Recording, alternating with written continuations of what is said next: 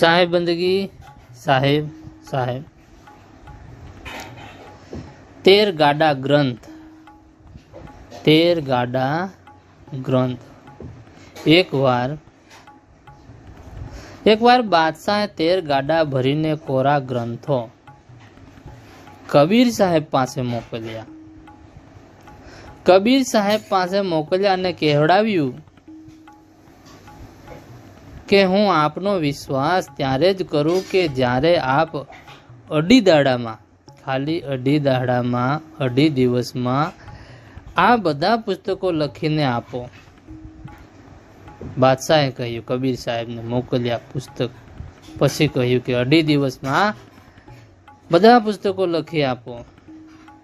પછી જ્યારે તે સર્વ પુસ્તકો સદગુરુ કબીર પાસે ગયા, સદગુરુ કબીર પાસે ગયા ત્યારે કબીર સાહેબે પોતાની કુબડી અડાડી।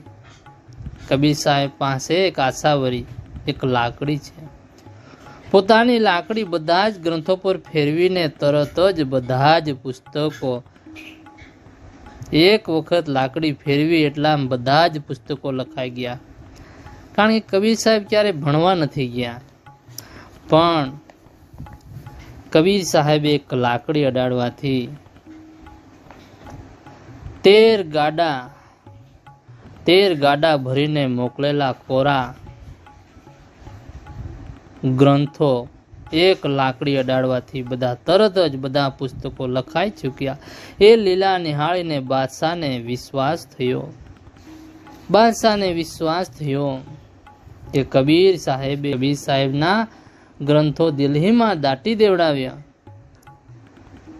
સાંભળવામાં આવે છે કે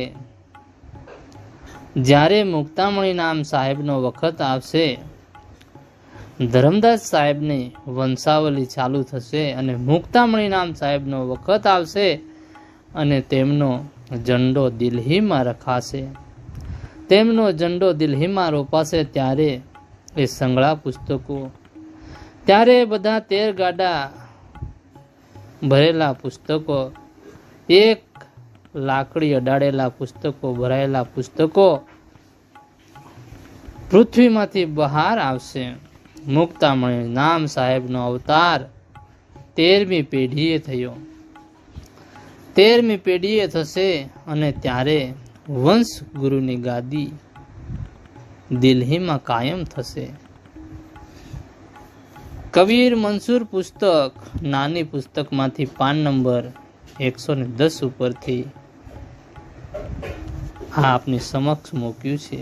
સાહેબ બંદગી સાહેબ સાહેબ।